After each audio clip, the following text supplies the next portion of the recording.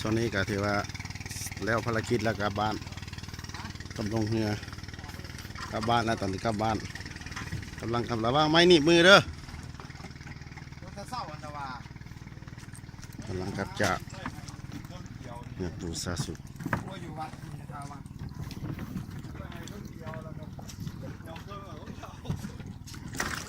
ยิ่ม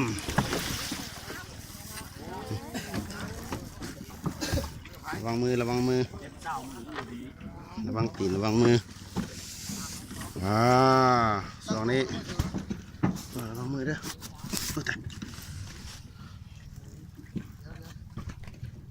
ได้มุ่งเนาะตอนนี้ก็กำลังสตาร์ทเครื่องสิครับ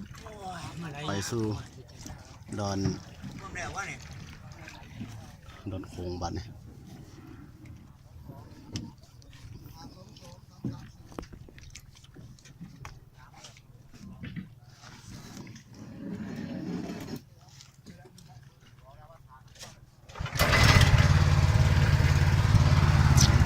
ส่วนนี้ก็ถือว่าขึ้นบัดนี่บ่ได้ลองบัดนี่ขาขึ้นบัดนี่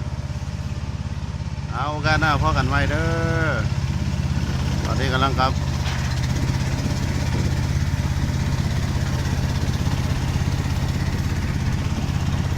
สตาร์ทแล้วบัดนี้นะออกแล้วบัดนี้นะ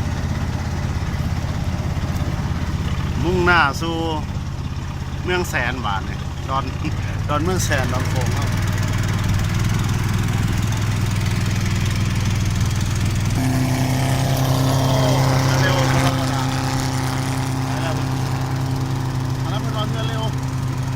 บ้านเขาเนื้อไหมโอ้โดนเพื่อนแกล้งสปีดเลยเรา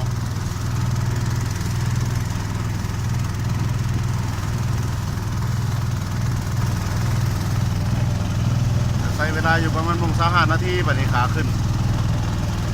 ตอนนี้ขึ้นแกล้งไปแล้วขึ้นแกล้งปลอดภัยกลางน้ำ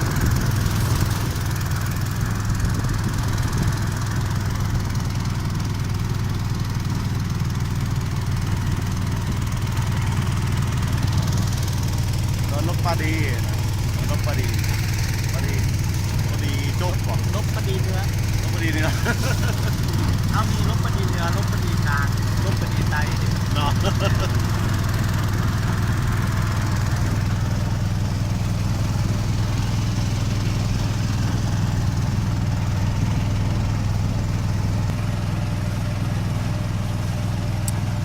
อันนี้เป็นเส้นทางคมนาคมขนส่งโดยสาร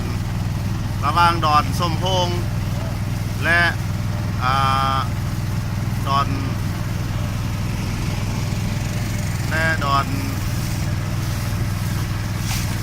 โค้งเนาะดอนโค้งเมืองแสนเป็นเส้นทางคมนาคมขนส่งผู้คนท่องเที่ยวหรือว่าบรรดาออกส่วนญาติโยมที่ศรัทธาในพระอาจารย์ซาสุดหรือว่าปูซาสุดเนาะสี่พากันขึ้นลงมีหลายภาคส่วนกับมาแต่เหนือก็มีมาจากแขวงสวรรณเขตจากแขวงคำมวนก็มีเนาะ